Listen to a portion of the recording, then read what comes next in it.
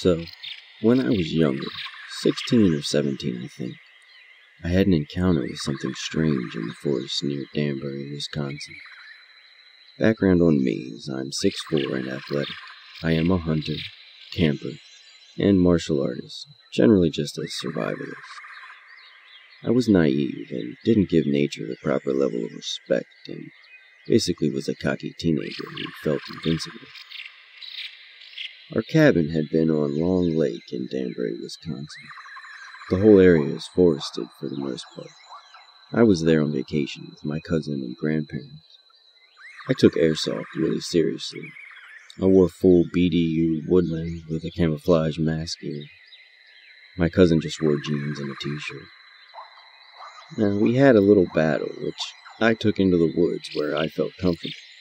We were about 150 meters into the woods when we stopped. Then I decided to tease my cousin. I shushed him and said, "We're being watched." Jokingly, though. Unfortunately, it turned out not to be much of a joke, because I immediately then noticed that the woods were dead quiet, which only happens when a large predator is around.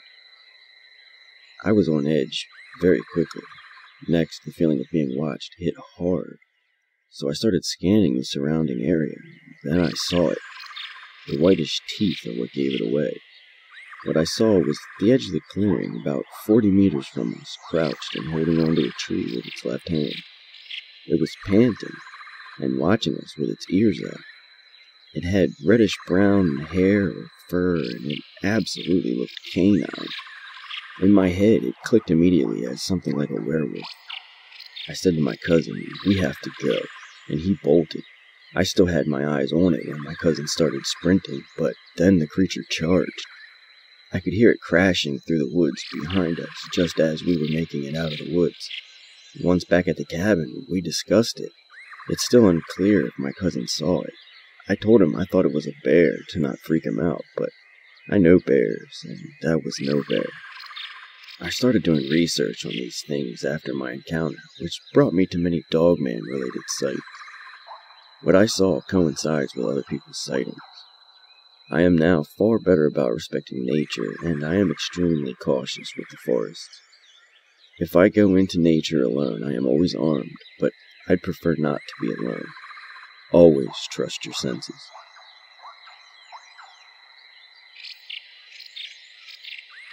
I have shared this story in previous places as part of general conversation, but I haven't made an individual posting about it until now. I'm a little bit older than most folks here. I am posting from mobile, so I'll try to be brief and to the point. Also, I need to leave the name of the specific town out, as it would be a dead giveaway to my real identity. I've always been into the paranormal, as most of us that visit these sites are. In January 2019, I noticed something lumbering down my driveway.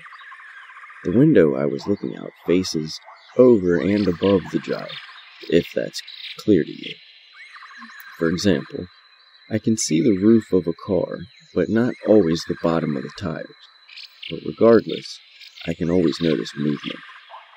I look out and see what I initially thought was a bear, nose to the ground, kind of shuffling its head side to side, casually walking down the driveway on all fours. Now, a little geographical clarity. I live in town. The front of my neighborhood faces a major highway, but the back is all state game land. I've seen some wildlife, like turkeys, a deer here and there, and every skunk in the county apparently lives on my street. I don't see many squirrels, groundhogs, or chipmunks, though, which is a bit odd if I do say so. I'm not very far from the city of Scranton. It's about 7 miles from downtown, so I'm not exactly in the sticks either. Now, I watch this bear mosey down toward the street, its head lowered. I moved from the living room window to my bedroom window, because that has a full view of the street. And sure enough, here it comes. But something's wrong. I watch this not bear thing stand on 2 legs and casually walk out into the road. I see the pointed ears, the long snout. It's got its head raised, smelling the air. I almost felt pee run down my legs, I was so frightened. This was no bear. I saw it in perfect silhouette under the yellow streetlight. It was either dark gray or maybe black. The yellow light threw off the true color. It stood without effort, looked like one fluid movement. It then walked across the road, casual as you please, and kind of hunkered down in some scrub brush. I'm not sure what kind of brush, but it's like forsythia, all tangled and thick. Then I realized it was looking right into my bedroom. It had extremely blue eyes. I'm not sure if that was reflected light where they were glowing, but it looked right at me. I lost my legs at the moment and sat down directly under my window, absolutely panicked. I was home alone with 5 cats and a dog who slept through the whole thing. I didn't know what to do. My window was a big picture window, and if it wanted me, it could have easily gotten me. Now, I cautiously got onto my knees to peek over the sill, and I lost it. I didn't see its eyes or it anywhere. It seemed to either be moving away from the forest or behind my house, or it decided to rest up in that scrub brush. What I saw under the streetlight, though, is as follows. It was darkish fur, high-pointed ears, and long muzzle. I never saw teeth, or if it did have a tail, but I did see it had hands with long claws. They hung kind of limp at the wrist. If they were fully extended, they would hang definitely as far as below the knee. It walked digitigrade, on dog legs. It looked heavily muscled, but had a tapered waist. It was 7 to 7.5 feet tall, judging from where it stood in relation to the streetlight. It was very non-aggressive, even when I felt it look right at me. Of course, I was terrified, but I didn't get a sense that it was pissed off or that it had been angry. Some people seem to report this, but I definitely did not sense any type of hostility. Thank you again for taking the time to read this. It was a terrifying animal to see. I hope I never see it again, but sadly I doubt that's in the cards. I'll post any further stories in future time. Be careful out there. You never know what's out there waiting.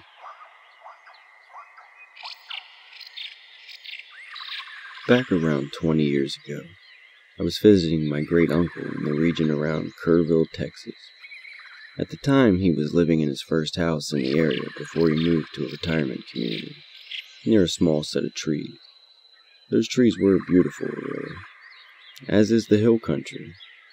I was staying with him and my great-aunt for about a week, when we went out for an evening to walk his dachshund, as we tended to do in the evenings just in general.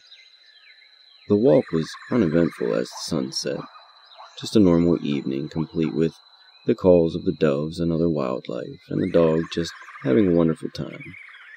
Then, suddenly, all the wildlife went deafeningly silent, and both of us froze, as did the dog. I remember having a distinct sense of unease and fear that I could not quite explain, and the dog looking directly in a specific area near a streetlight. My eyes turning to where the dog was looking, there was a creature loping through there, a dog-like thing about the size of a large Labrador Dachshund hybrid. Save on the creature's neck, there was a head the size of a boar, and the thing was loping up and down in a way that fitted that kind of build. It looked hypnotic in a sense, and I was more terrified than I have ever been with anything else I've ever seen. It gave me a visceral understanding of Lovecraft's idea that things that just look fundamentally wrong are terrifying precisely because the proportions do not fit. That thing was powerfully built, too. The upper limbs in particular were very stout, and the dog remained frozen for another few minutes before we moved back to the house. I'm not sure what precisely that was, or if it was even Dogman, but it convinced me that something like it could exist. The sudden silence that lasted for a few moments even after it left, and the dog just being frozen without even growling or barking, still sends chills in me whenever I remember it. As my only encounter was something like a cryptid, too, it remains something very vivid in my mind, not just because I know how dogs move. I know what wolves would move like, and whatever it was was no natural thing that made any kind of sense.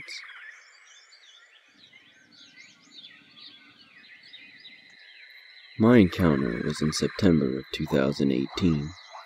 I live on the edge of Sam Houston National Forest. Strange things had been happening for about a month, with things coming to my house, weird noises in the woods behind my house. My wife and I had a dog that was taken by something, which I saw. It just grabbed my dog and yanked it into the tree line.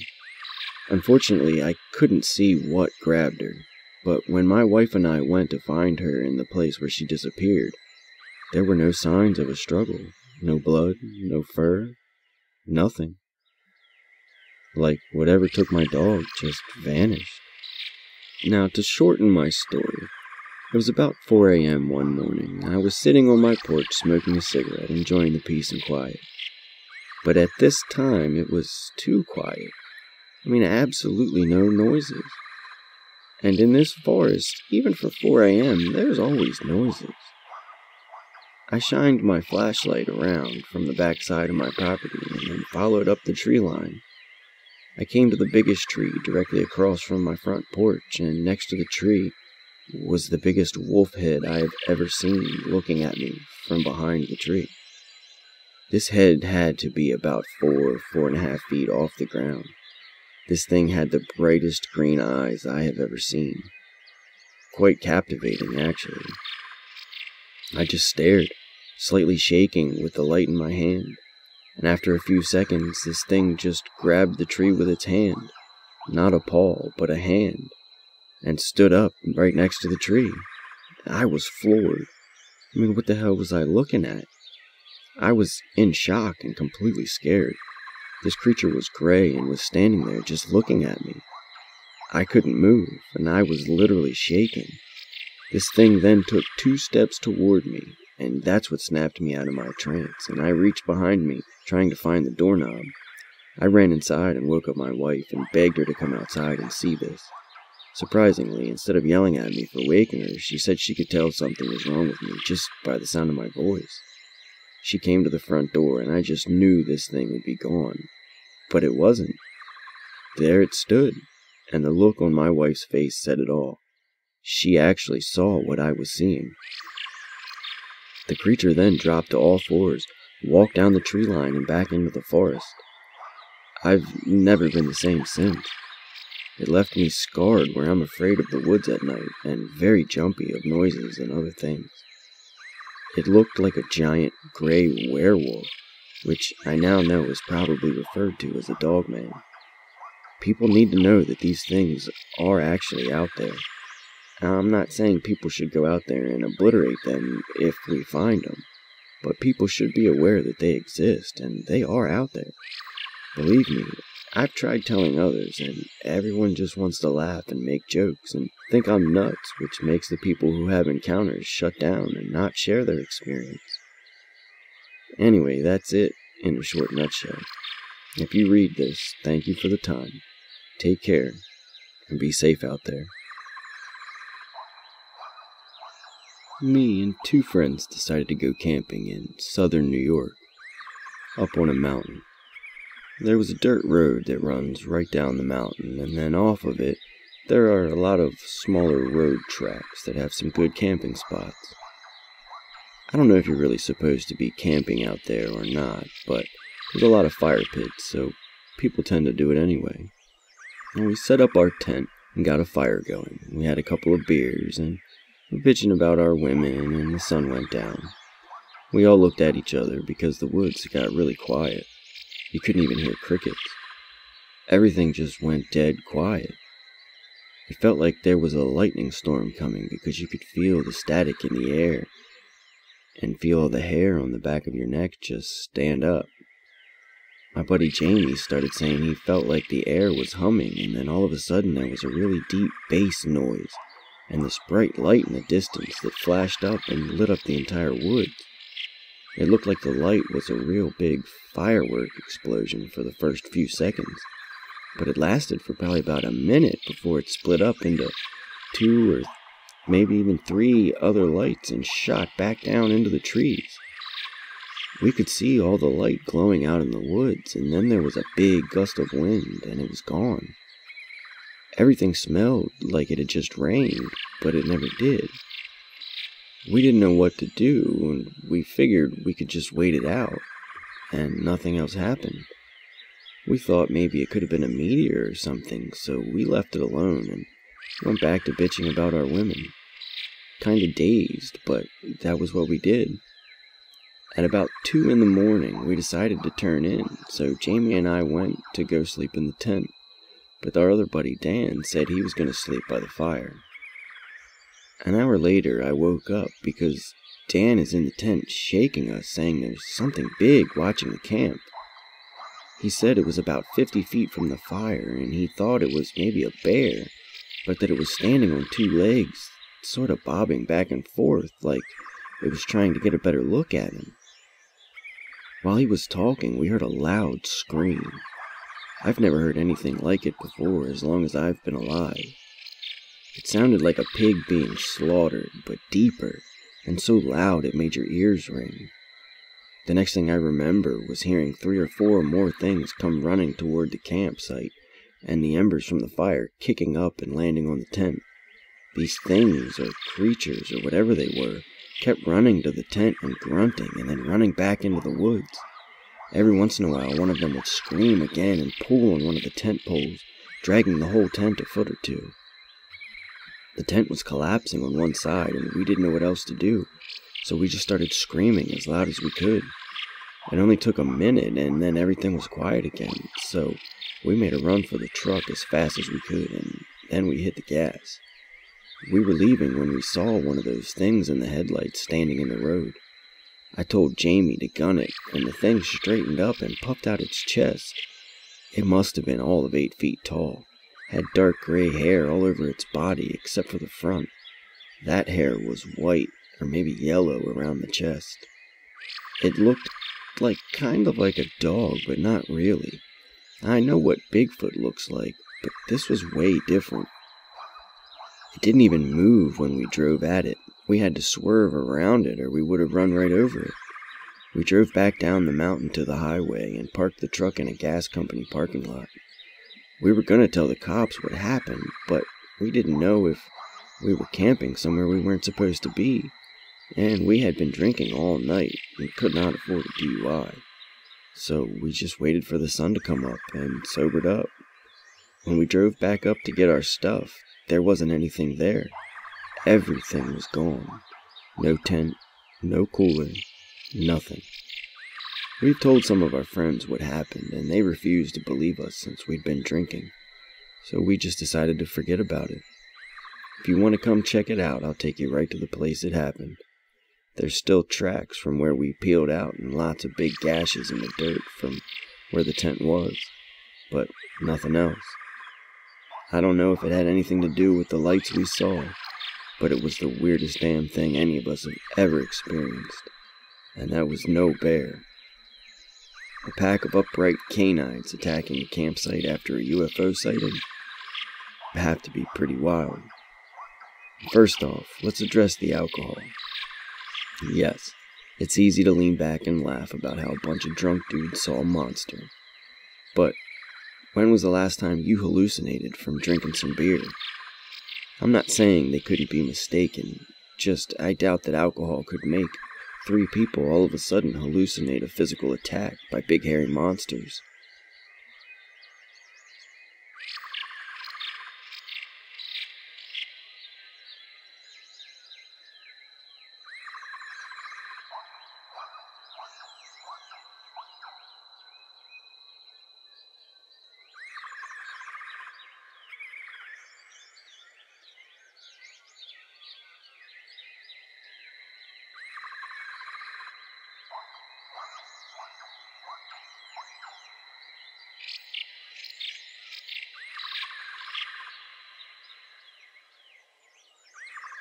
Now keep in mind, I live in the small town of Milford in Michigan, and I've heard some bizarre stories, but I wasn't too sure about what they were describing. A tall creature that creeps on 4 legs until startled, or entering chase, then proceeds to stand on 2. A tall, dark figure that looks like a dog. I thought, these people must be crazy. Deer can do some weird stuff. My friend recently described a story of an encounter of about a year earlier.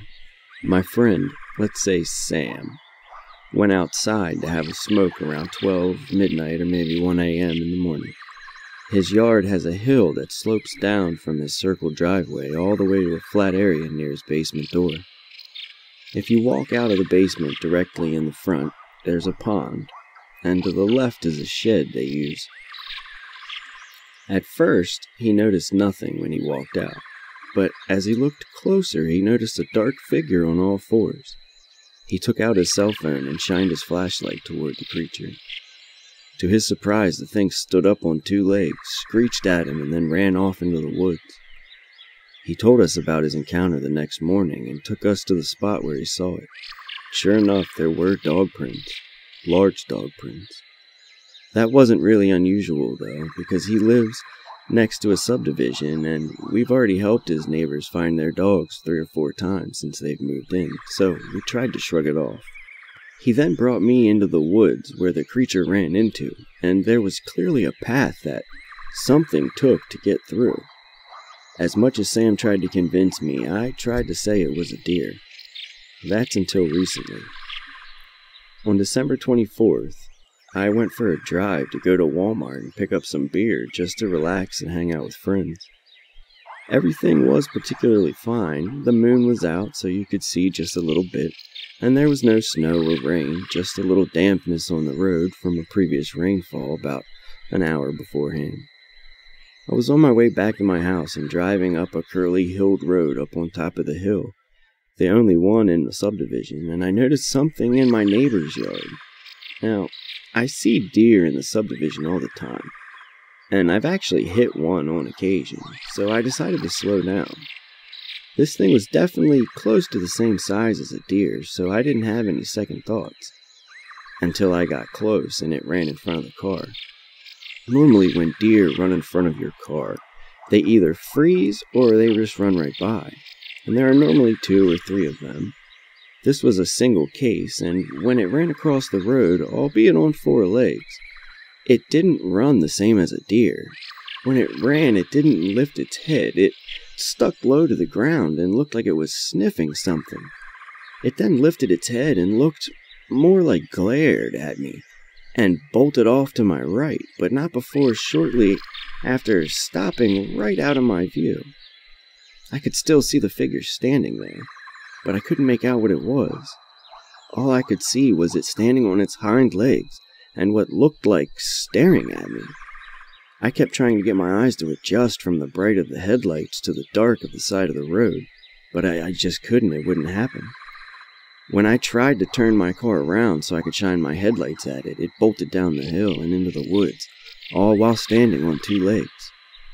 I still remember the face I saw when the thing glared at me. It looked like a wolf, but was the size of a buck. It was massive, and that was the scariest moment of my life, and I've never seen anything like that before or after it in person. I've Googled some information about it, and I found some things about the Michigan Dogman, but I don't want to be classified as one of these crazies.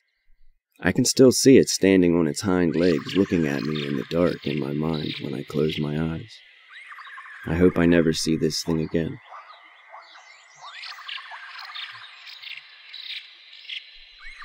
This story belongs to a friend of mine. He told me this once, and I simply have to tell it. My friend is of the Wakanukse heritage, a Native American tribe who settled the Pacific Northwest coast. He is quite the character. For one, he is a whopping 6'10", and has the blackest eyes you could imagine. He always has this frowning face going on, which makes him even more intimidating. He is everything but a bad guy. In fact, he is the most gentle of giants. He was working at a gas station in Grayland, Washington in 1992, and he pretty much always worked the graveyard shift from 11 to 7 a.m. Business wasn't exactly booming at night, so he was usually watching TV or reading magazines between customers.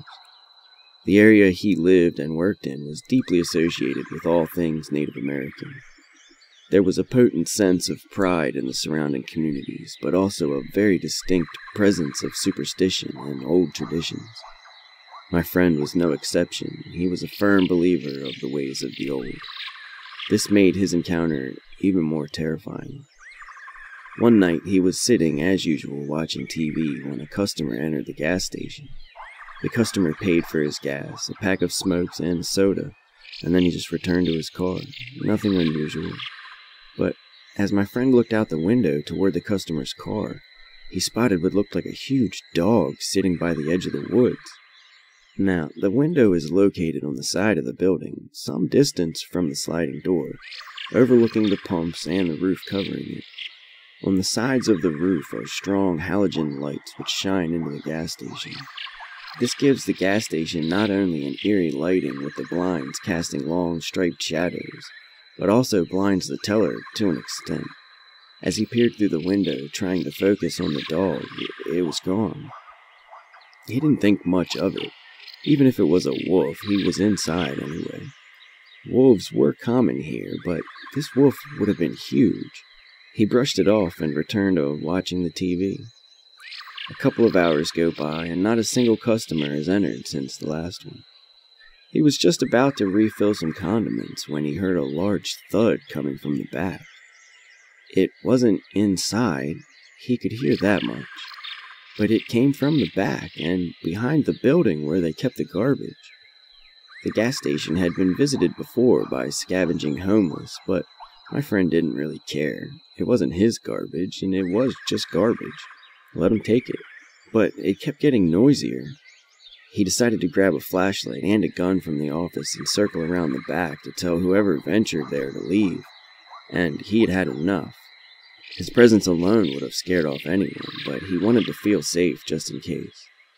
He exited through the sliding doors and walked past the window he was just sitting by. As he turned the corner, he shines the light towards the dumpsters. As the cone of light hits the dumpsters, my friend instantly drops the flashlight and the gun. It's the huge dog he saw before, scouring through the garbage. It wasn't just a dog, though. It clearly stood on its hind legs, reaching the same height as himself. It couldn't be a bear, as it was too gaunt. The creature's eyes had been glowing in the light of the flashlight, making it even more terrifying. He ran inside the gas station, and he wasn't followed.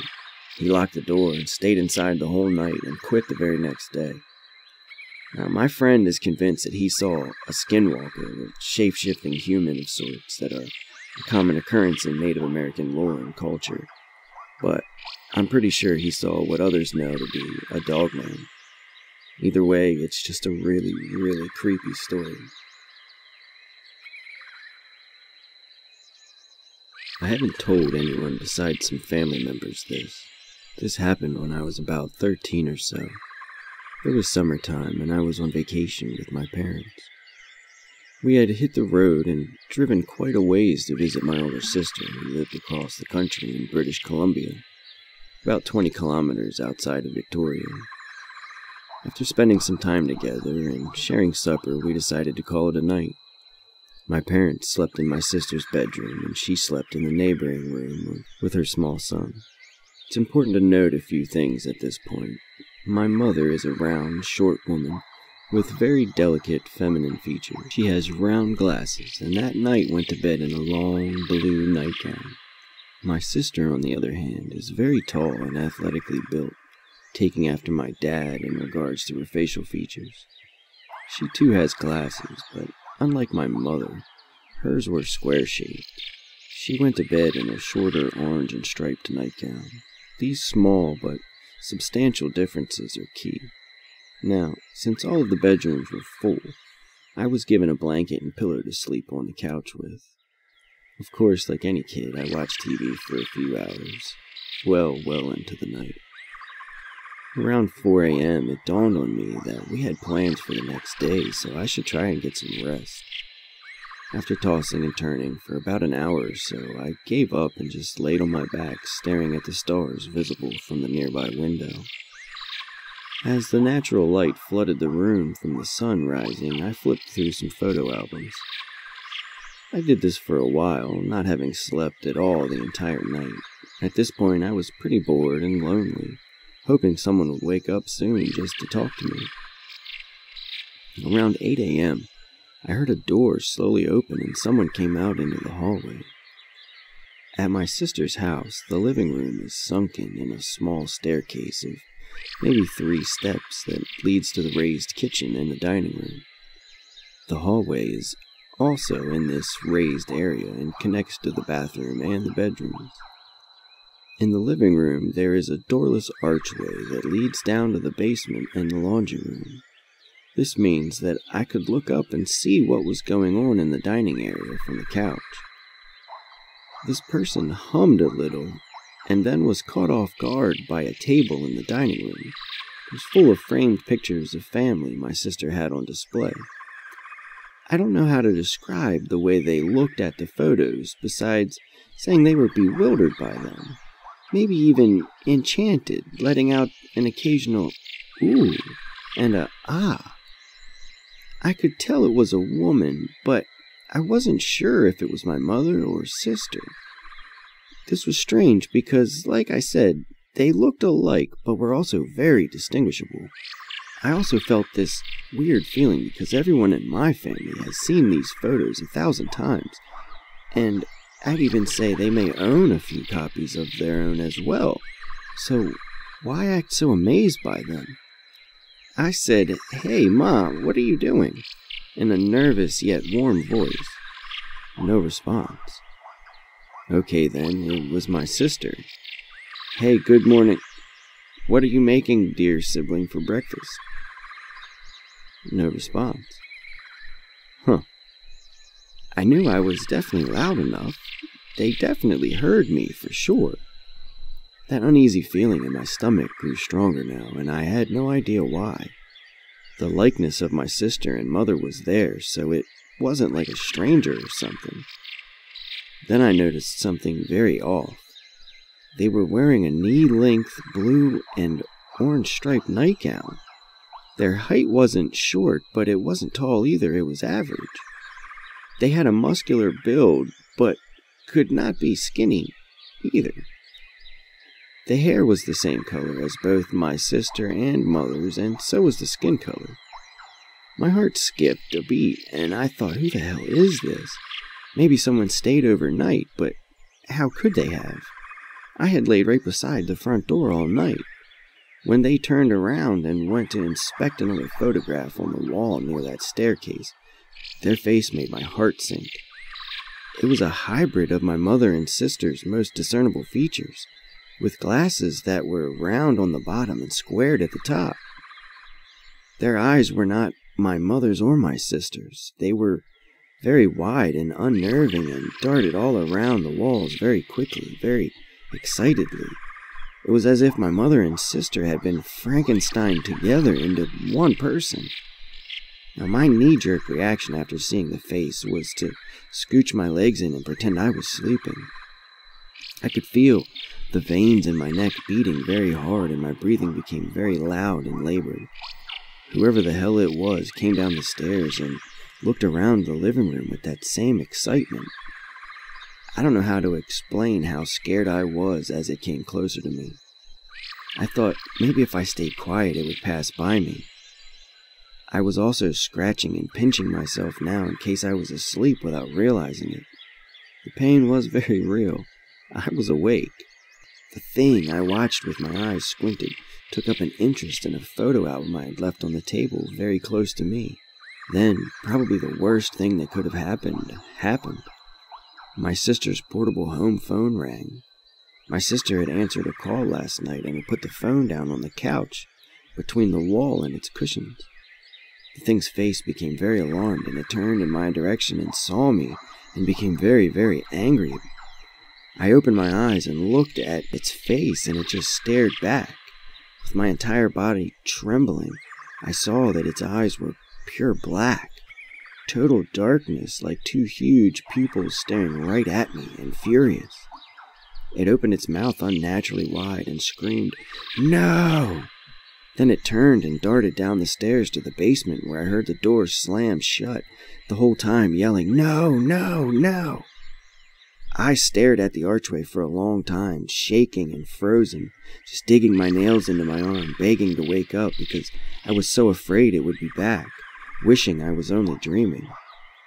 I literally could not move because I was so scared to get up in case it came back, or was waiting at the arch, and I couldn't speak for the same reason. My brain just abandoned me with fear. An hour must have passed like that, where I did not move. It had stopped yelling, and this was for some reason even scarier than when it had been yelling, because at least then I was sure it was downstairs, and not slowly coming back up the stairs to fillet me alive. I then wondered why no one in the family was awakened by these screams. Then I heard the door open again from the hallway upstairs and stared at it, full of adrenaline at this point. It was my mom, exactly herself, in the right nightgown. She was humming as she put on some coffee and started making toast. Another door opened, my sister this time, the same as she had looked before heading off to bed. She and my mom talked for a bit, and I just stared at them. My sister eventually saw me staring at her over the banister and yelled, "Haha, what the hell? Why are you just staring at me? Why didn't you say something?" I replied back in a very shaky voice, I did. Twice. They just looked at each other as if to say, "Huh?" I told my mom I hadn't slept yet, and she said that was a big mistake, and etc., and complained about how I should have slept. I ate breakfast with them, and then realized eventually I was truly awake and really had not slept at any point. I decided against my judgment to just tell them what had happened in case it came back and went upstairs to hurt them. They pretty much laughed at me and told me I had just fallen asleep or purely imagined it. They basically told me I was nuts. My sister told me to go sleep with my nephew and asked me to go try and fix the screen in her room, as it had somehow fallen out of the window onto the floor that night. On my way to her room, I walked by the table in the dining room and noticed that all of the frames were moved into different places than they were the night before. I pointed this out very excitedly, like, "See? See?" And my sister just shrugged it off and said her son liked looking at them. I kept pressing the issue, so my sister, much to my hysterical protest, went to the basement and in every room just to make sure that I'd shut up about it. She checked around but didn't see anything unusual. I laid in the bed but still didn't sleep a wink. I still think about this night from time to time and did not ever sleep on that couch again, opting instead to sleep in the floor of the room that my parents were in and always locking the door.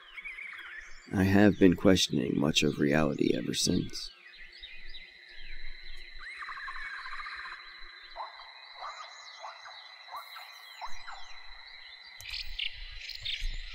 I was adopted into the Navajo family when I was no more than 3 months old from Phoenix, Arizona. I lived in Arizona on the Navajo res my whole life, growing up and learning the language, although I'm not even half or full-blooded. My family dealt with these things called SkinWalkers, or skin wearers. The story is about my mother, who was born in the 1950s. When she was small, about 6, she said she used to play with her little 5-year-old cousin on the road while her mother herded sheep with her brother, and her father left on the wagon to get water a few miles down. Her cousin's mother lived near her family, so they had company for the most part. Neighbors lived 3 miles west and 4 miles to the south.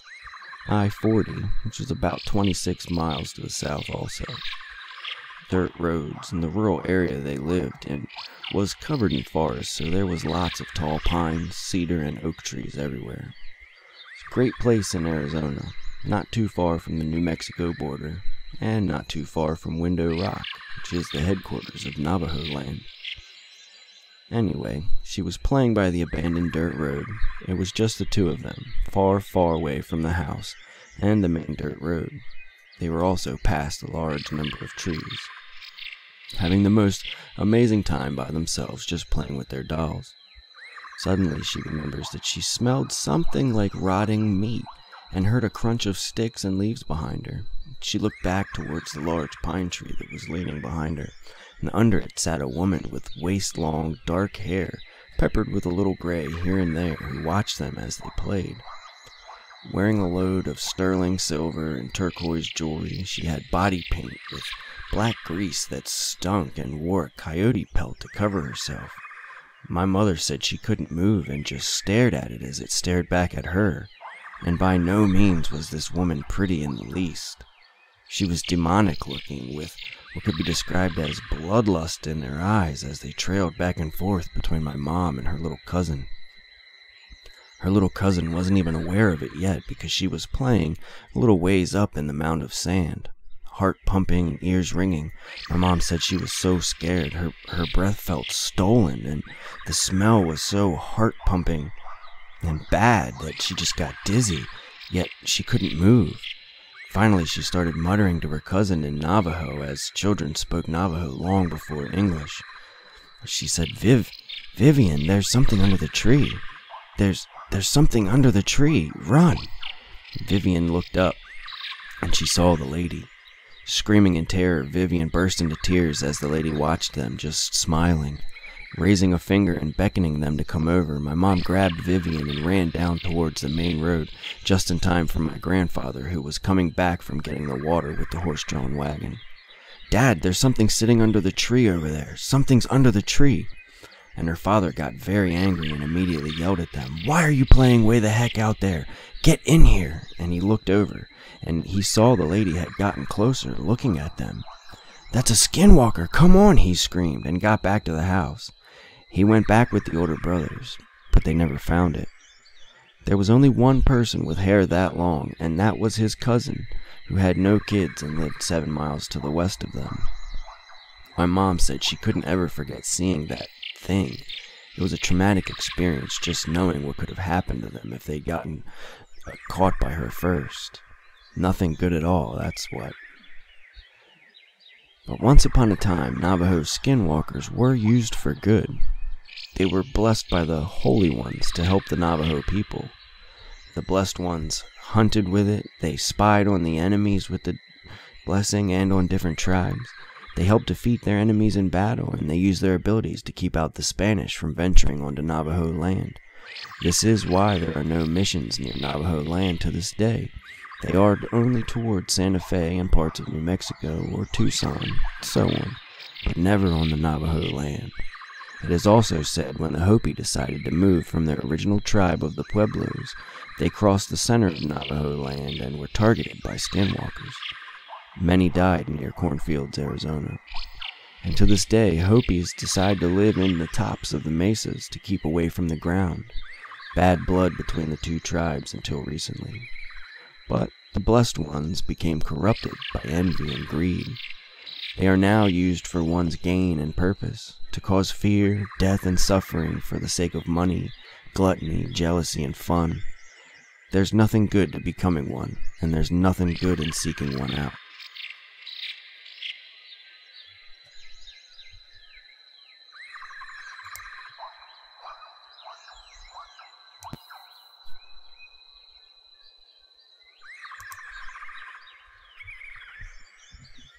I was visiting my grandparents out in Shiprock, New Mexico during last October to see family and to go to the Northern Navajo Nation Fair that week.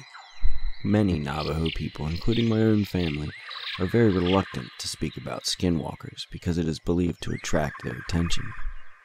However, I grew up away from the Navajo Nation and was very naive about the subject. When it came to skinwalkers, I was an absolute skeptic. My mom used to tell a story of how back in the 80s, when she lived with her siblings and my grandparents, still in Shiprock, but the southern outskirts, it was about how she and my aunt saw a skinwalker just outside their driveway under a streetlight. She described it as a black dog with dirty fur, a twisted noodle-like front leg, and these unnatural eyes with a soft, burnt, orange glow. Me, being my own close-minded self, doubted every word, but I never said my doubts aloud. But these doubts totally changed last year when I went to my grandparents' house. My family and I had just finished going to the carnival at the Navajo Nation Fair, and we were calling it a night. The house was close enough where we could walk home in just about 10 minutes, so we did. When we got there, it was about 9 at night, where we stayed up until about 2 catching up on family affairs and the local news. It was during that time that I just decidedly opened my mouth to blurt out the question, "Hey, are skinwalkers real?" "Guys?" I asked. "You shouldn't be speaking about that," my grandmother said with almost a disturbed yell in her voice. So she and my grandfather both decided to go to bed, almost immediately. After being scolded by my mom, one of my aunts chimes in with a very cautious tone and says, "They're real all right. I had a few start screaming outside my trailer in Farmington just a few nights ago. Your cousin had nightmares the whole night and woke up crying that morning." Not wanting to push the discomfort any further, we all decided just to go to bed. Now, the trailer home is pretty old, and it was really nice at night, so we slept with the windows open, with screens just to prevent the bugs from coming in. Everyone had drifted off to sleep except me, because my mind was still going a million miles a minute about skinwalkers. And I wondered if I would ever encounter one while I was here on this reservation. As a kid, I was told it was taboo to think about skinwalkers because it can still call their attention. And that's when the shit totally hit the fan. Just as I was settling and finally getting relaxed for sleep, I started to hear something moving outside. I get up from the couch and start wandering over to the kitchen table. In the trailer, all of the rooms have the lights out, so the only visible light that can be seen is from the porch light out front. I was thankful for this because I told myself maybe if it really was a skinwalker outside, then hopefully it wouldn't notice me seeing it. So I muster up the courage and take a quick scan of outside. From the porch light, all I can see is the dusty ground and the vehicles that my family drove along with some old metal trash cans that stood beside the road. Looking for about 5 good seconds, I wasn't able to see anything, so I was getting ready to turn around and walk back to bed, thinking it was just a stray cat or something. Only having taken 2 steps, I hear what sounded like a distorted scream coming from outside, definitely close by. With my fear rising, I look outside again, and there I see it. A coyote-like figure was staring at my direction from behind the cars, just outside of the reach of the porch light, only it looked awfully wrong. It gave off an evil vibe just from seeing it. It was gray with very disheveled hair, and a horrific orange-red soft glow came from its eyes. I noped out of there and ran back to the bedroom. It was at this moment I had begun to notice an awful stench in the air that smelled just like rotting meat. I started trying to wake up my mom, who was like, "Oh my God, it's almost 3 a.m. What do you want?" I immediately began in a shaking voice, "There's something scary outside." Then she said, now annoyed because I woke her up, "Ugh, it's probably just a stray animal or something. It's the res. Animals wander all the time at night." She obviously wasn't getting the drift of what I was saying, so I screamed, "There's some Blair Witch Project stuff going on outside, Mom." That got her attention. What the hell are you talking about?" she asked. Then we both heard it. The thing outside started making more of its dreadful-like screams, and started what sounded like thrashing outside on the ground. "You hear that? That's what I'm talking about." So both her and I got back up, looked outside the window, and the coyote thing was making its way to the door. It walked with an odd limp and dragged its back right leg as if it was handicapped. We could hear it start to scratch against the door and make this odd, muffled moaning sound. My mom went and got my dad, and they both started shouting in Navajo all sorts of words, telling the thing to go away and saying it's not welcome here. Well, all this commotion was enough to get the rest of the trailer up as they came out into the hallway. The only thing my mom did was turn to them and said, "Skinwalker," while proceeding to point to the door, with the noises still happening. Apparently, they already knew exactly what to do, as my grandfather got out a handgun from a drawer and a bag of ashes. He coated a few bullets and loaded them into the gun and went straight for the door. Yelling out more Navajo that was too fast for me to comprehend, he swung open the door and fired twice. Nothing. The thing managed to escape before my grandpa could put a bullet in it. That's the fastest one I've ever seen, said my grandpa. Next thing you know, my aunt and my parents are freaking out about what just happened, saying stuff like, what if it comes back? What if it comes back tomorrow? And things like, it saw us. Does that mean we're targets now? Afterwards, my grandparents calmed everyone down, myself included, saying we'll all be fine, and we all went to bed. Morning came, and my grandparents called one of the neighbors and explained what happened. Apparently, one of them was a medicine man and used to partake in Ye-Bi-Che's Navajo ceremonies. They were used for healing and curing sicknesses. He came over to bless each family member and the grounds outside. So, today, I'm very convinced that what I saw was a skinwalker. I still plan on going back for visits to the family and to the Northern Navajo Nation Fair. I just adamantly hope that I never have such an awful experience like that again.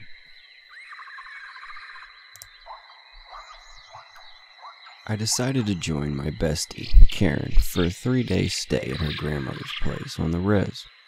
Her grandmother lives near a place called Tuba City, Arizona, in the middle of nowhere but surrounded by rural homes.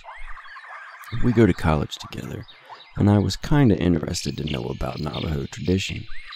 The first day we stayed, it was pretty chill. Nothing out of the ordinary, but then her grandma, not that old, only about 67, said that a stray dog came out of nowhere and just wouldn't leave. To me, it did act kinda strange, and it was ugly looking. Black, shaggy coat, looked like a mix between a German Shepherd and a lab. That night, we were watching a movie in the living room. They had big windows that looked out in the front where the cars were parked, but it was nothing fancy. With the curtain wide open, the grandmother was in the kitchen cooking dinner, and we were watching the movie. Next to the window is a medium-sized bookshelf where the DVDs were kept.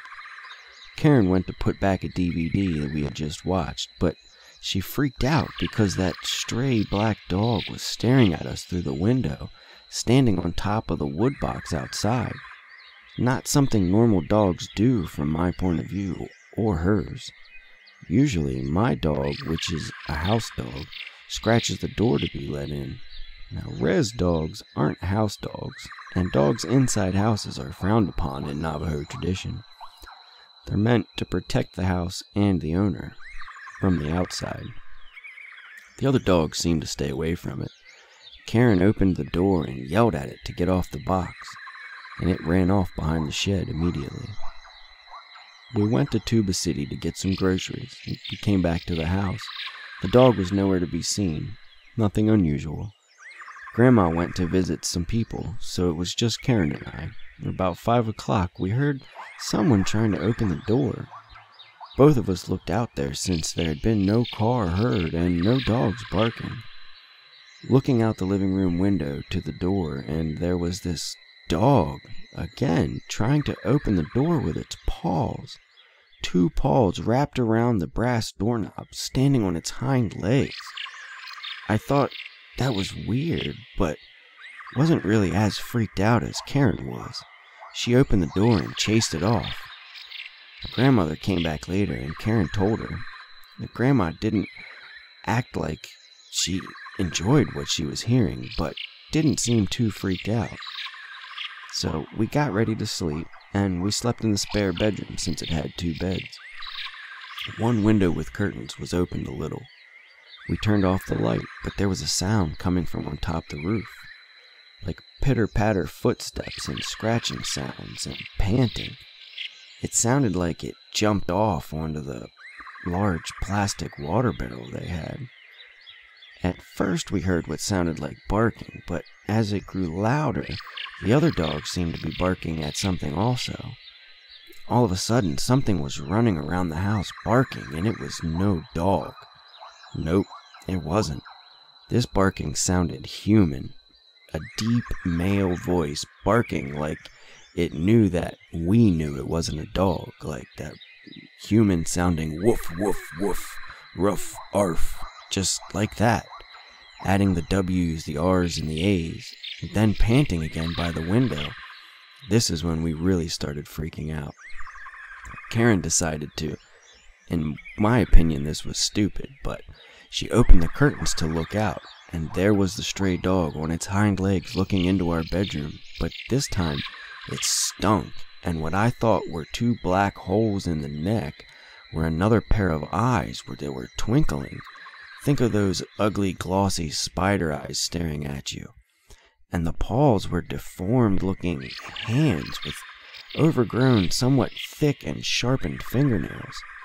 Again, both screaming and shutting the curtains closed, her grandmother came running through the door, and after seeing it, she first grabbed ashes from the fireplace. She loaded 3 shells into the shotgun from under the bed, blessed herself in Navajo, and she went outside to shoot at it. Yelling in Navajo about the thing wasn't welcome there, and to get the hell out of here, for it to go linger somewhere else. Them both being traditional, the next day they called a medicine man to come over and put cedar in. He prayed over everyone with cedar smoke and an eagle feather blessed in the place. He made us eat bitter herbs called eagle's gall or something, and he gave me an arrowhead. Apparently I needed to carry one for protection in a little pouch called corn pollen. Seems to work pretty well. The medicine man said that the dog was definitely a skinwalker, which in Navajo is a long word, but I call them Yoshis. The body of a stray dog, which was killed by the skinwalker, made an illusion so we wouldn't know it wasn't just a real dog. He said that the Yoshis tend to harm people by using some sort of human bone straw to spit at someone, like spitballs, but only deadlier. And it gets human bones and crushes into them. Doctors can't detect it, but the medicine man that day pulled a piece of human skull out of the grandma's right shoulder. It was pretty big, about 2 inches long and 1 centimeter thick. It was definitely real, and I watched him pull it out of her. That was intense. Now, I've seen those fake shows on television where the medicine man does his fake ceremony and pulls out some chicken parts. This was nothing like that. I was right there. I could have touched it if I wanted, and it was completely real.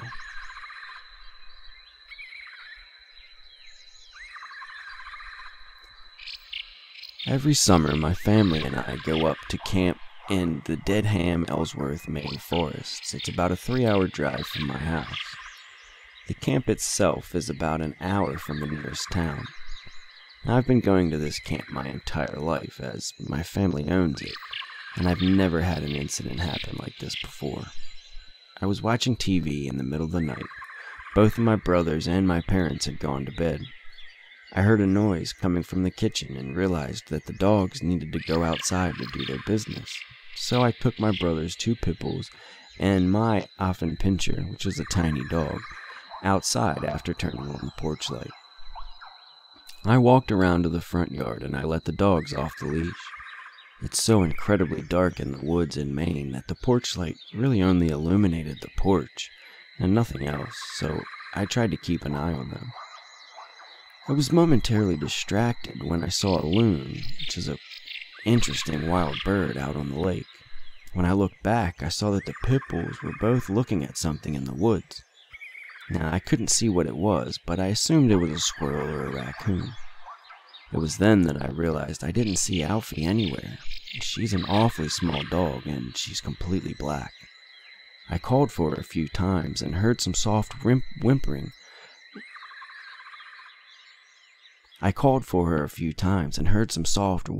Right where the dogs had been looking earlier.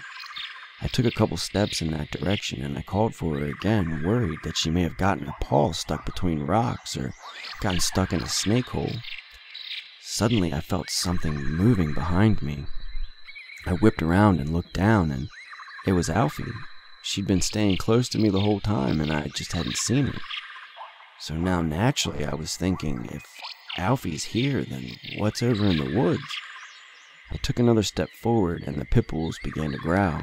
They were slowly advancing and were now on the other side of me, looking right into the blackness of the woods. I quickly picked up Alfie and began to back up very slowly. I'm not sure what I thought was there, but there are lots of animals in Maine, and I figured the dogs knew much better than I did, since I couldn't see anything. Right as I turned around, I heard the most absolutely bone-chilling thing I've ever heard in my life. Coming from the direction in the woods, I heard something or someone call Alfie's name. It sounded almost as if it was trying to mimic me, but it was all wrong. The voice sounded just really distorted and almost seemed like a wail. I freaked out and ran inside with the dogs. I have no idea what was out there in the woods. My camp is essentially a log cabin looking over a lake, and our nearest neighbor, who also is family, lives at least a half a mile in the opposite direction of where this thing was. Normally, I am completely stoic and don't care for superstition or anything like that. I look on backward stories like these with a sort of bemusement, and have told and been told plenty over the years. But tonight was different. Now, I'm a grown-ass man, but moments ago I just started sobbing uncontrollably and got so nauseous I threw up my dinner. I don't know what's going on, but after reading about some of these encounters, it was like something clicked, and I just started remembering. First, it was a little background where I was a weird little kid, but incredibly full of energy and supposedly really smart. I loved spending all day outside, roaming the foothills, getting lost, finding my way home. I was basically totally fearless, and it really pissed my parents off because, of course, they would get worried sick about me if I didn't come home on time or even until after dark.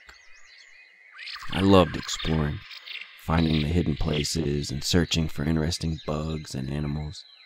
My parents were convinced I was going to grow up to be some scientist of some type, yet I had a sort of lack of respect for authority, and my constant failure to return on time resulted in some pretty serious groundings. Now, my solution was to stop going out in the daytime and to start sneaking out at night. My nocturnal adventures began when I was about 12 years old. My range quickly increased from the neighborhood to the nearby golf courts, then to the deep woods outside of town. I would sneak out around 12 a.m. and try to be back by 4 or 5 a.m., just before my dad woke up. I would use my morning shower to clean up, then stumble off to school, pretty much like a zombie. Needless to say, my grades suffered, and discipline measures became even stricter. Still, nobody could stop me from sneaking out and having my adventures in the night. This went on for years, and I never felt afraid. Even when the cops were called on me occasionally, or someone shot off a warning round, or when a huge buck stared me down after I stumbled upon a bunch of deer bedded down. I even heard a cougar scream once, pretty close by too. That got the heart pounding, but I never felt true terror. A sort of startled alertness maybe, but the total dark wilderness never held any power over me. I felt powerful and vital, like I was doing something no one else does and conquering something that was unassailable for others. Until one night. Now, tears are coming to my eyes right now, and a chill is running up my back as I type this. I never remembered fully what the event was that made me suddenly, utterly stop my exploration and totally shut myself inside, but reading these stories has seemed to open the door to something truly awful in my mind. I'm going to try and explain what I saw and felt and heard now, and you can draw your own conclusions. It was a very normal, early summer night.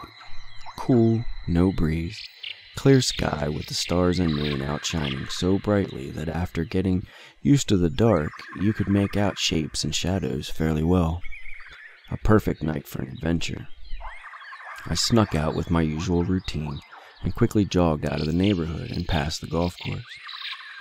I had somewhere in mind where I wanted to go, and my plan was to head down a dry creek bed deeper into a small valley that I hadn't really been before. Everything was going just fine, and it was exhilarating to be going somewhere new and breaking a new trail. I didn't get very far into the woods that night, though. Total silence was what made me stop. remember it very clearly. Usually it was quite noisy, with crickets and other insects so loud that it was almost annoying at times. But I encountered an area of complete dead silence, with only the sound of the breeze flowing through the pine trees. It was so odd and so sudden that I just stood stock still, waiting, how I usually did, for some clue as to what was going on to present itself. Instead, an awful sensation flooded my body, a sort of welling dread that made fine hairs on my arms and legs stand up, and on the back of my neck too. It was electric and torturous, sheer utter terror. Then the scream happened. So close, I thought it was coming from right above me. It's the worst sound I've ever heard in my entire life. It wasn't a cougar. I know what those sound like. It was a long, pealing, horrendous wail full of mind-bending hatred. In that moment, I was sure I was about to die, that I had made a terrible mistake and now I was going to pay the price. Something was moving in the dark shadows of the sparse pine trees right in front of me. Not moving like any animal, not a deer or even a bear, both of which I had encountered before. A lurching motion of four limbs with a shadow the size of a man, and it was coming towards me. I was paralyzed. I couldn't move. Every nightmare a child has ever had about a monster chasing them while they couldn't run away was coming true. After that scream, everything was quiet. It wasn't making any noise as the movement came towards me. No crackling of dry pine needles, no breathing, nothing. I couldn't move. Tears are streaming down my face now. The terror I put away is coming back. I think I tried to run. I remember fleeing faster than I had ever moved in my entire life. Total silence, just the pounding of my feet and the scrabbling of my hands in the pine needles and dirt and roots. I fell. I remember panting, face in the dirt, knowing I was about to die. I remember the silence coming over me in a terrible chill. I remember the feeling of my bladder loosening and heat flooding down my legs. I don't remember what came after that. When I came to, it was early morning. The sun was just beginning to rise. My only thought was somehow make it home before my dad woke up, and I ran flat out the many miles back home. My dog snarled at me, snapped at my heels as I came back over the fence. It was so confusing because we were the best of friends since I was only a child and just old enough to play with them. I had larger worries though because my dad was already up. I managed to climb in through the window to my bed and change. I went to school that day, but they sent me home with a fever. I never explored at night again, and I was never the same. My dogs never acted the same around me again either. I went from an almost too social, active young man to a complete and total social recluse almost overnight. I barely spoke for a very long time, and I almost failed to graduate high school because of it. It was like nothing could ever matter to me ever again. I don't know what happened, but I know something happened. I'm sorry it was very hard to write this with any coherency because recalling this is completely making me nearly break down again. Till tonight, I haven't cried in almost a decade, and that was when I buried the dogs I just mentioned, when they had to be put down from an old age and infirmity. I don't know what the heck was going on, but I feel like it was very important for me to share this. Wendigo psychosis is a term given to people who experience some sort of psychological break that causes them to crave human flesh, even though they have access to other food supplies. After first tasting human flesh, victims of Wendigo psychosis are unable to eat any other food than human flesh. They see themselves as an invincible man-eating monster that can't be satisfied by anything but human. This illness was thought to occur when a person had been exposed to a malevolent spirit of the Wendigo and was feared more than death itself. In fact, it was considered to be better to kill oneself than to succumb to cannibalistic desires and risk becoming a Wendigo. Those who chose to seek treatment were often fed large quantities of hot fat and grease in the hopes that these proteins would satisfy the victim's craving. If the cravings couldn't be satisfied, the perceived Wendigos were then executed.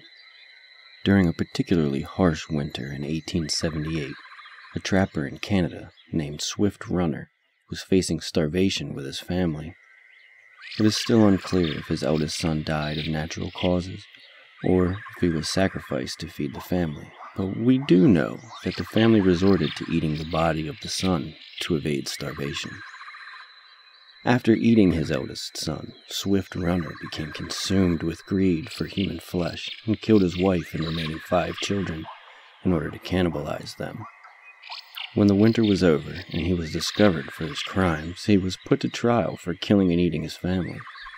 When it was determined that he was only 25 miles away from the nearest supply outpost and could have avoided starvation by simply traveling to obtain more food once the weather lightened, he was diagnosed with Wendigo psychosis. Eventually, Swift Runner confessed to having Wendigo psychosis and killing and eating his family for the pleasure of devouring human flesh. He was then executed.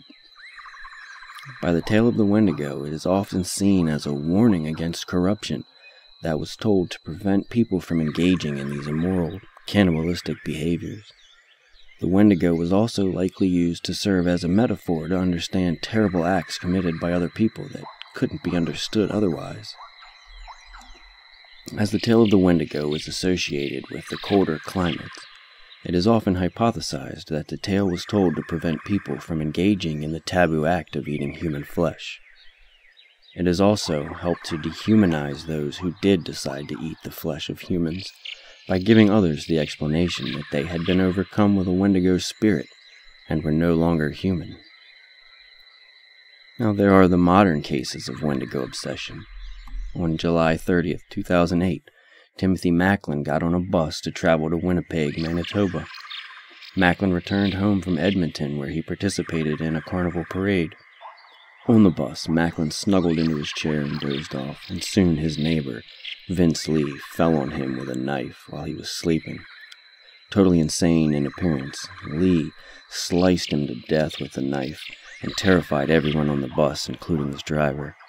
The bus driver immediately stopped, opened the door, and rushed out to bring help, and before that, he closed the door outside so the killer could not run away. However, Lee was not going to even try to run away. He neatly separated the head of Macklin with the same knife from the body, and then began to cut the body itself and delve into the insides. Passengers were sick and vomited from a bloody spectacle, but Lee was calm and cut the meat as he chewed it, put some of the pieces, like an ear, into the bag and some into his pocket, to reserve for later. When the police arrived on scene and took him into custody, the murderer had already managed to eat a decent amount of flesh from the victim. And no, this is not a legend, and not just something made up. It's a completely real case, which the press later wrote about. Vince Lee worked at McDonald's, and according to his boss, he was an ordinary guy, friendly, quiet, but restrained by his emotions. He never had any conflicts with any other people. According to the passengers, before the attack, Lee was sitting next to McLean, but he could not disturb him in any way. McLean had been dozing off and listening to music with his headphones. Lee sat and looked at everything, looked at him, and then, suddenly, something in his head went crazy. When the investigation into this terrible incident began, it turned out that just a few days before, Lee had bought several copies of the Edmonton Sun newspaper, where there was an interview with a man named Nathan Carlson, who is considered to be a great Wendigo expert. Because of this, it was rumored that after reading this article, Lee became obsessed with the Wendigo, and went insane with Wendigo psychosis. Wendigos are real, and the one that has been sighted all over Texas is the same one I saw a couple of times. The last time I saw a clear, detailed body, and I'll never forget its huge black eyes. I've heard its mimicry of dying animals, and even my old friend calling for help from the dark forest, even though I knew they were home because I dropped them off at their house and walked home myself. It's tried to lure me into the woods, but I know its games by now. in the winter of 2016, twice in 2018 around the fall months, and again in the new year of 2019. January 12th, 2019 to be exact. It was a relatively cold night, with slight misting. I circled my whole town, because it's pretty small.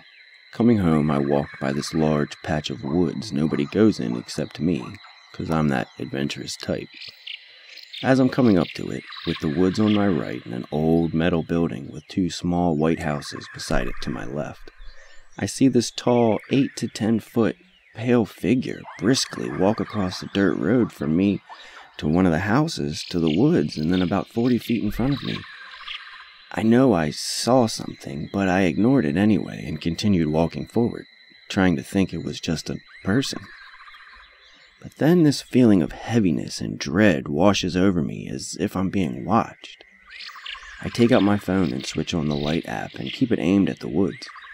I turn my head back and forth from the houses to the woods as I'm walking still. About the 5th time, I looked back at the woods and there it is. It's on all fours, crouching over, but it's easily still 5 feet tall at the shoulder.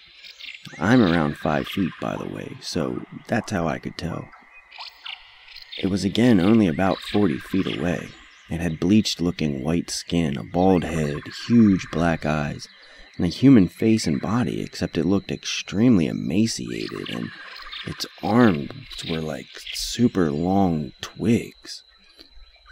Now it started and it swayed its body back and forth like a praying mantis. That's when I ran as fast as I could. I only looked over my shoulder after I'd run an entire block.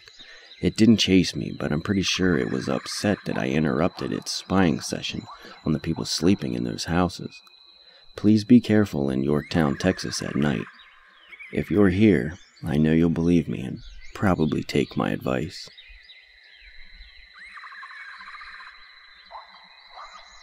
There is no easy way to tell the tale of facing a Wendigo. I won't give my name away, so my name will be Alex, due to the severity of this story.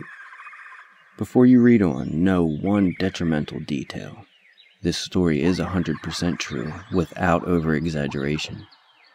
So please, without any further wait, let's begin my horrifying yet eye-opening experience. On September 13th of 2016, I was driving up the Bighorn Mountains above Buffalo, Wyoming. Just like every trip, I packed accordingly. 2 bottles of water, 6 Nutri-Grain bars, and my loaded handgun. I drove up 4 to 5 times per week, never worrying on any ghost stories or monsters. As far as I knew, these mountains were harmless, besides predators seldomly seen, and the normal weather interference. But something in me changed on September 13th. Instead of going to my usual neck of the woods, I went to a remote campsite known as Headiger, 15 miles up from town. It's a beautiful place where if you cross the fence, you can climb to a peak and oversee for days. As I was looking over the majestic snow-covered landscape, I saw a tall, slender figure marching through the blanket of powder. Now, normally, I would drop it as a hunter on the move, but Headiger was far from any known hunting locations.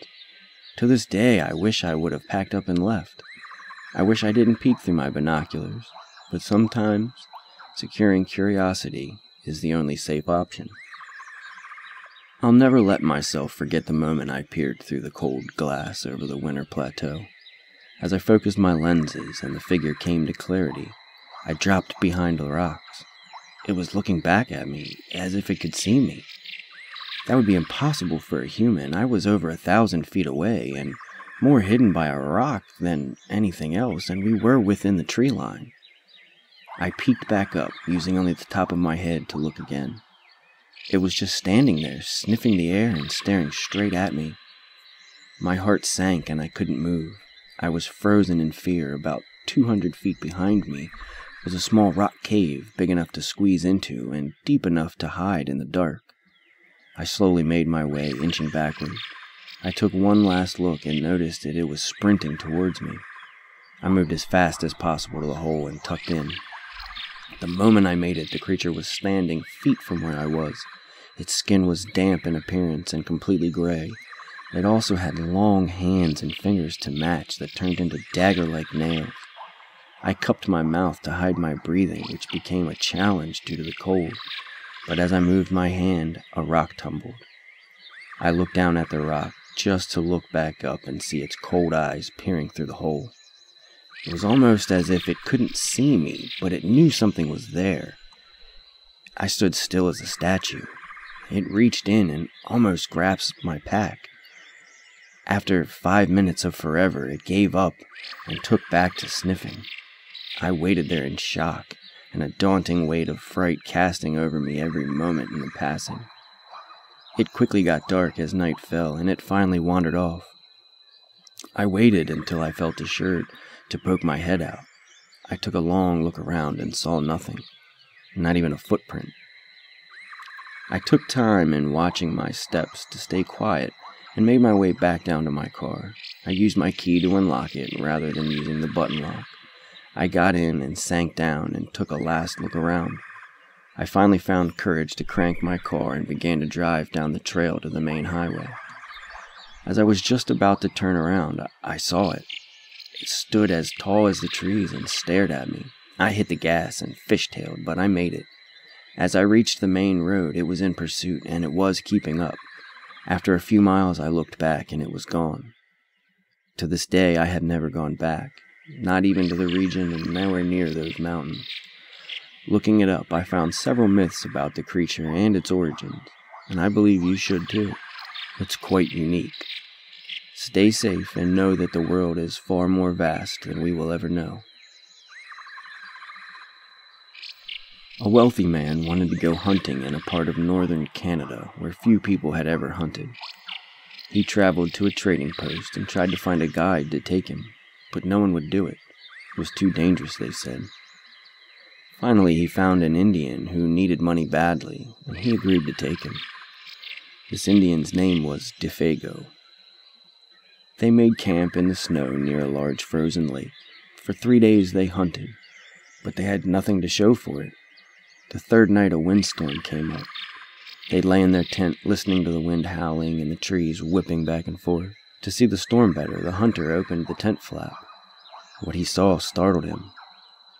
There wasn't a breath of air stirring, and the trees were standing perfectly still, yet he could hear the wind howling. And the more he listened, the more it sounded like if it was calling Defago's name. "Defago," it called. "Defago." I must be losing my mind, the hunter thought. But Defago had gotten out of his sleeping bag. He was huddled in the corner of the tent with his head buried in his arms. "What's this all about?" the hunter asked. "It's nothing," Defago said. But the wind did continue to call his name, and Defago became more tense and more restless. "Defago," it called. "Defago." Suddenly he jumped to his feet and began to run from the tent, but the hunter grabbed him and wrestled him to the ground. "You can't leave me out here," the hunter shouted. Then the wind called again, and Defago broke loose and ran into the darkness. The hunter could hear him screaming as he went. Again and again he cried, "Oh, my fiery feet, my burning feet of fire!" And then his voice faded away, and the wind died down. At daybreak, the hunter followed Defago's tracks in the snow. They went through the woods and down toward the lake, then out onto the ice. But soon he noticed something strange. The steps Defago had taken got longer and longer. They were so long no human being could have taken them. It was as if something had helped him to hurry away. The hunter followed the tracks out to the middle of the lake, but they disappeared. At first he thought that Defago must have fallen through the ice, but there wasn't any hole. Then he thought that something had pulled him off the ice, perhaps into the sky, but that made no sense. As he stood wondering what could have happened, the wind picked up again. Soon it was howling as it had the night before. This is when he heard Defago's voice. It was coming from up above.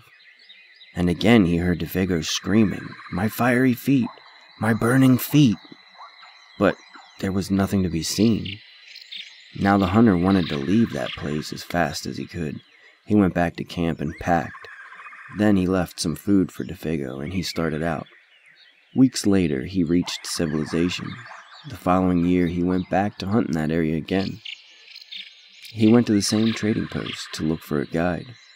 The people there could not explain what had happened to DeFago that night, but they had not seen him since. Maybe it was a Wendigo, one of them said, and he laughed. It's supposed to come up with the wind. It drags you along at great speed until your feet are burned away, and the more you try to fight, the more it grabs you and holds you tight. Then it carries you into the sky and it drops you. It's just a crazy story, but that's what some of the Indians say. A few days later, the hunter was at the trading post again.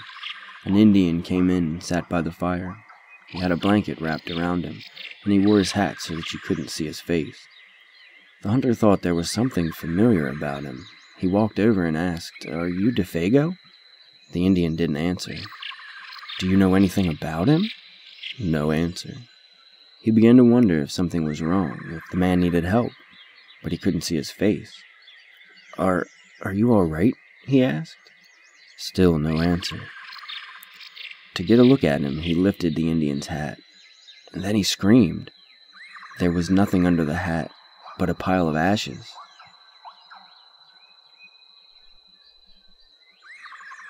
This story is 100% true, and I'm writing it on here to warn other people and let them know that there's definitely something out there, and to this day I still don't know what it is, nor have I gone into any woods or any forest whatsoever.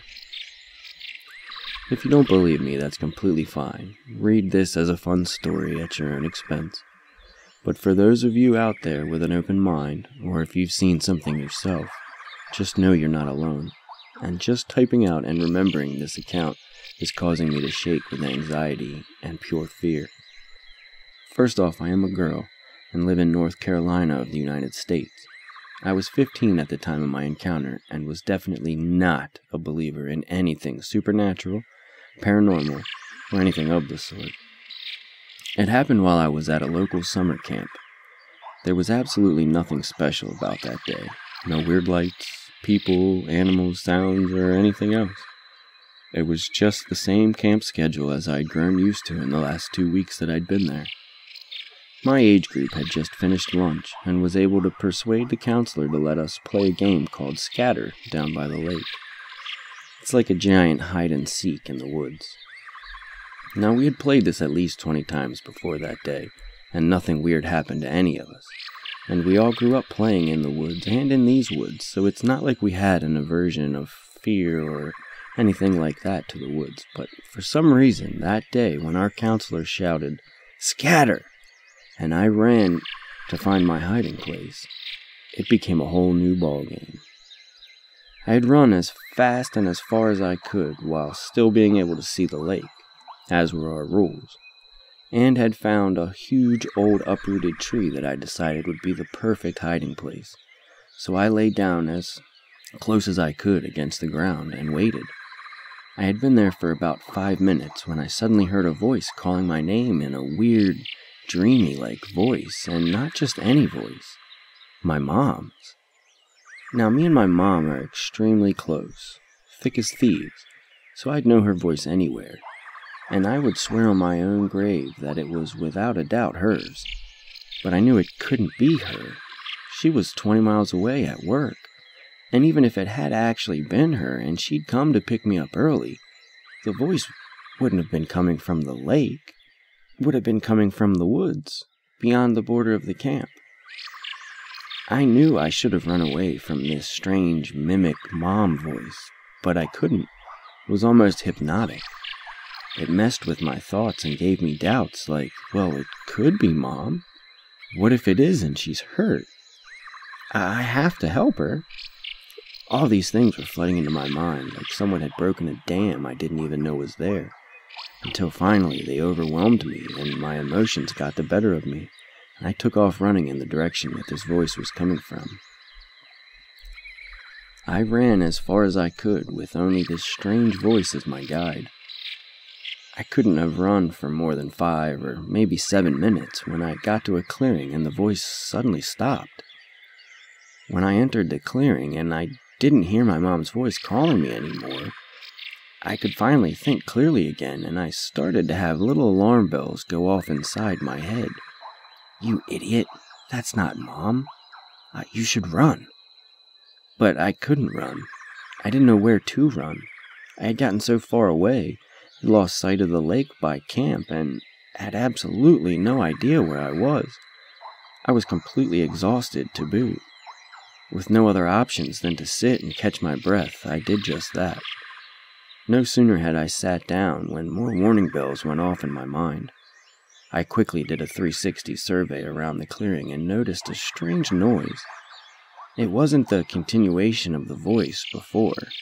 No, it was a distinct sound of chattering teeth, like if you were cold, only there was no one else around, and it was in the middle of June in North Carolina.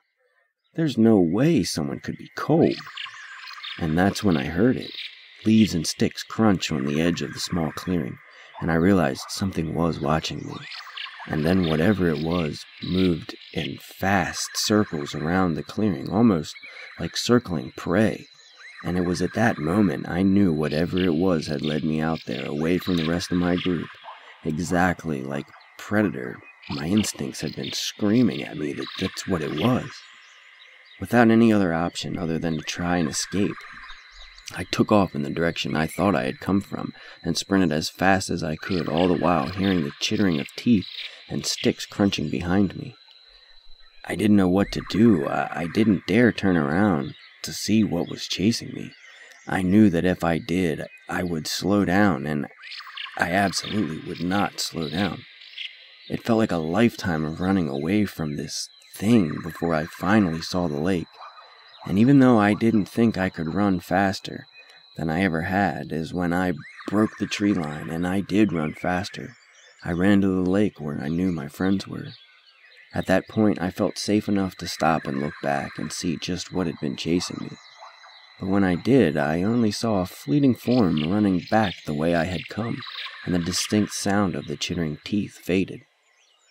When I finally found my counselor, who was the seeker supposed to find us all, I was hysterical with fear and hugged her as tight as I could.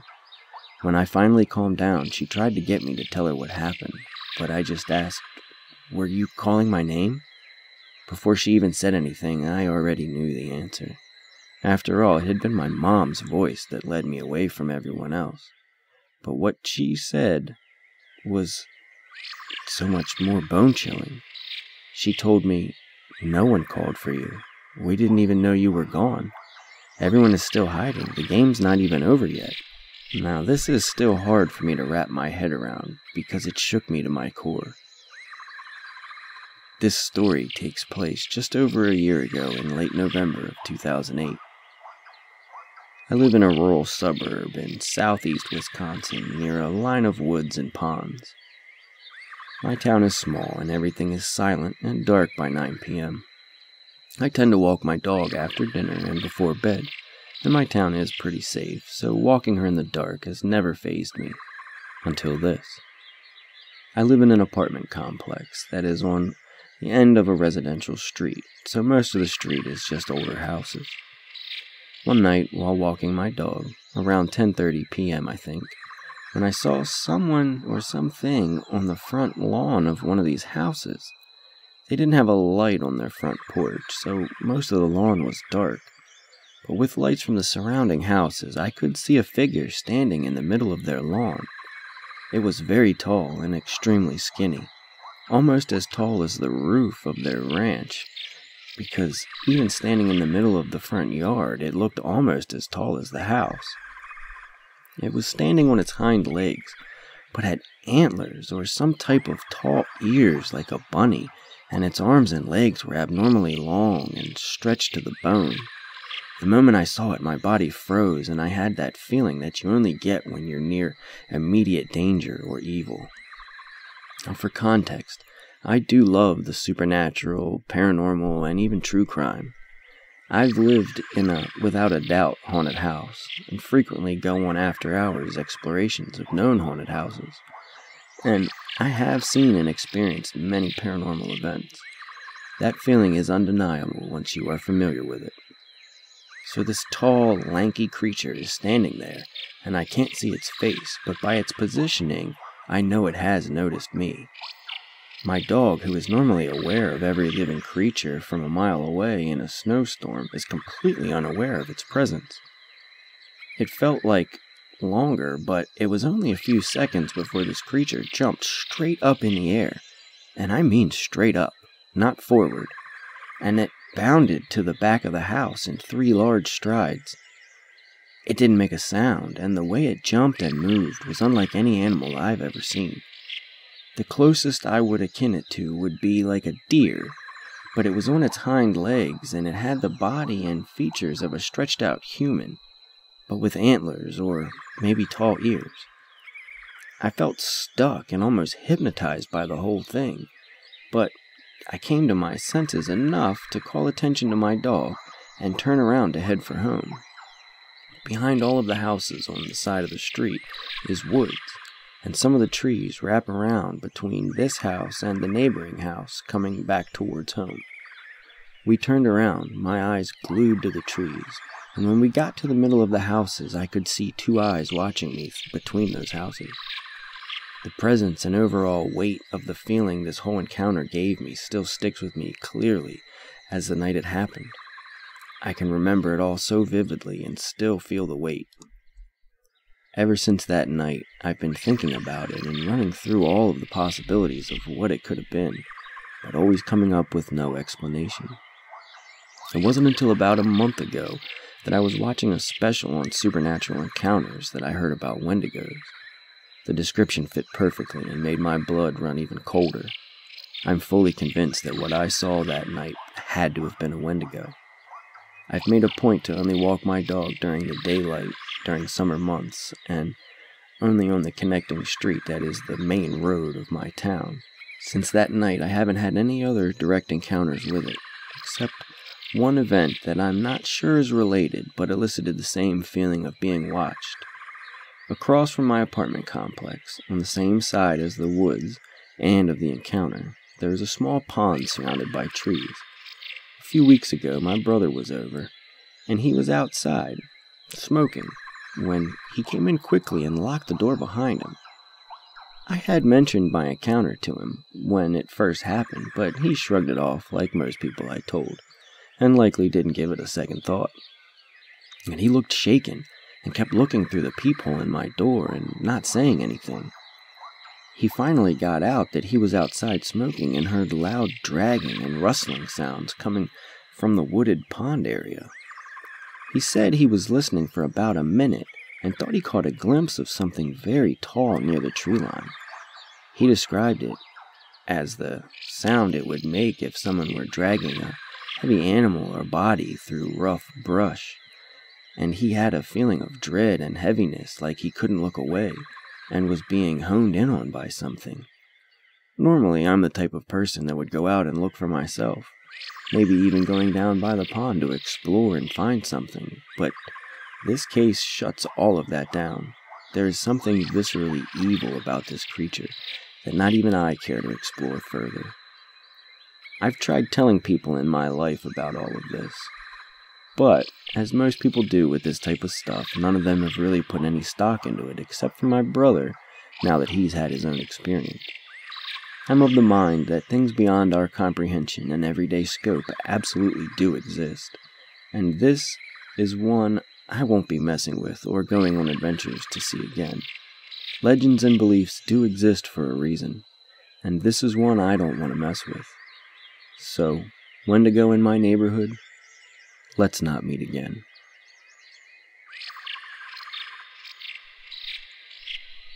My sister and I took a ride on our horses a few days ago, and I would say our horses are fairly spook-proof.